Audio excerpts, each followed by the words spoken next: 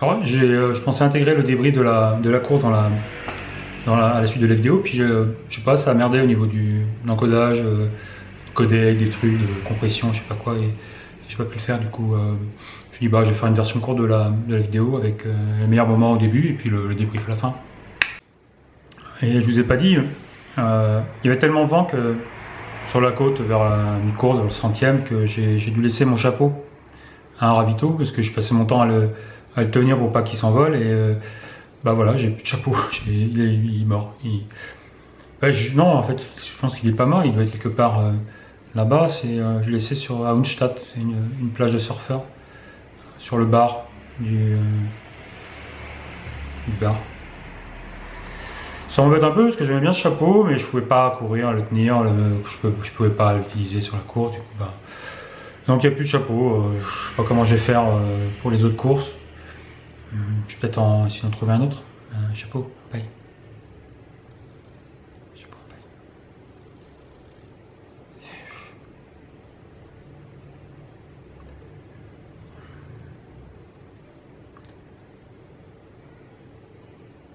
J'avais un bonnet, c'est nul. À la fin, c'est nul. Du coup, bah, j'ai pris le bonnet.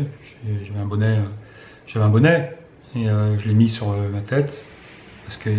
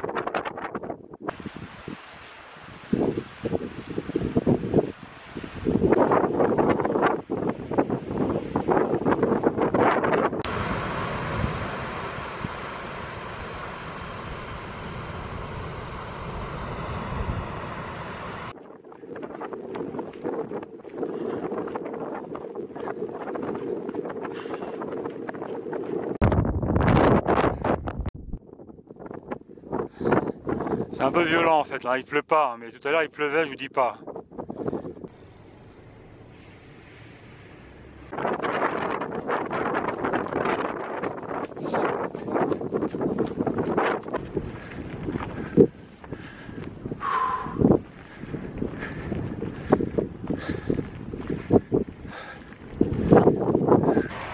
Du coup j'ai pris le bonnet que j'avais dans mon sac, je l'ai mis sur ma tête pour le protéger parce que il y avait du vent quand même, enfin, et c'était dur. Mais c'est bien parce qu'il faisait froid, donc le bonnet c'est... Il doit rester 6 km là, non 12. 6 jusqu'au prochain ravito. C'est super raide là, c'est des... Regarde, c'est des gros blocs, c'est... Voilà, c'est l'arrivée. Putain, je suis content.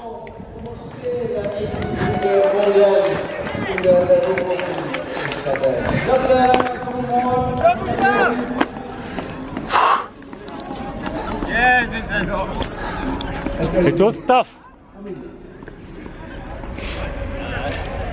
C'est l'enfer. Que je vous présente Étienne et Bruno quand même. Et Martine. Hey, salut. Hey, on est partis ensemble, qu'est-ce qui s'est passé après? Je me suis dit tiens, j'ai envoyé un petit peu. Du coup, ça Putain, on a couru combien de temps? Ah, 33 heures. Ouais, c'était super. Ouais, mais à la fin, j'ai explosé. Ils voulaient m'attendre, genre, vous m'avez attendu hier. Ils m'ont dit, putain, ouais, c'est trop cool. Ah, c'est cool. Mais les trois, là, c'est des sacrés coureurs aussi. J'ai explosé, quoi.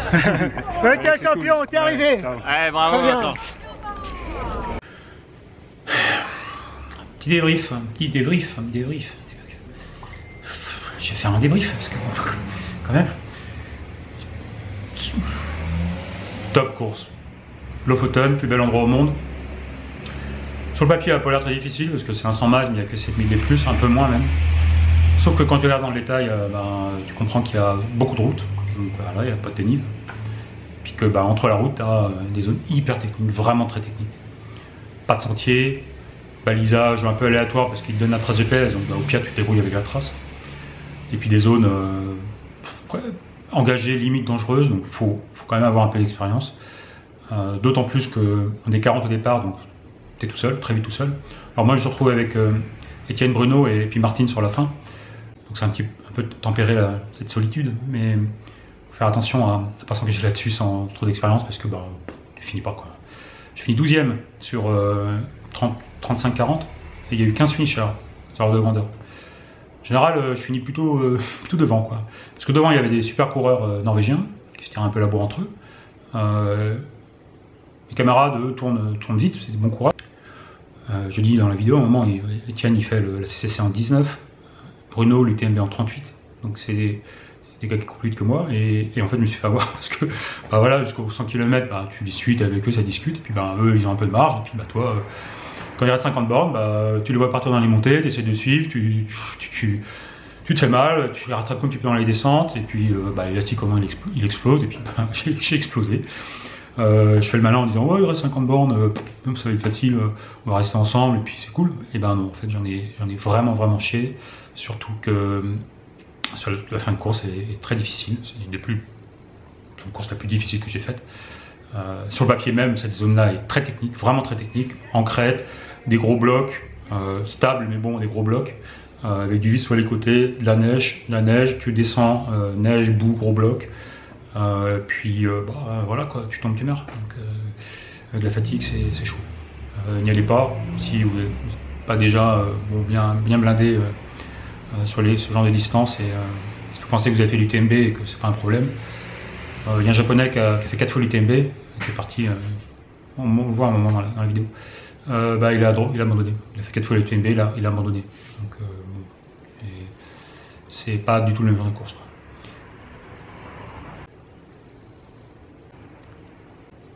Voilà, donc c'est un super t-shirt, vraiment top. Et ciao.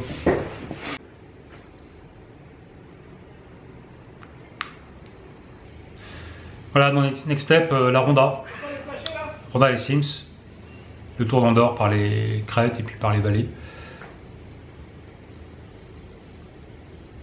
100 miles et 13 000 des plus. Donc il y a 2 fois plus de dénivelé que ce que j'ai fait là sur le Lofoten Ultra.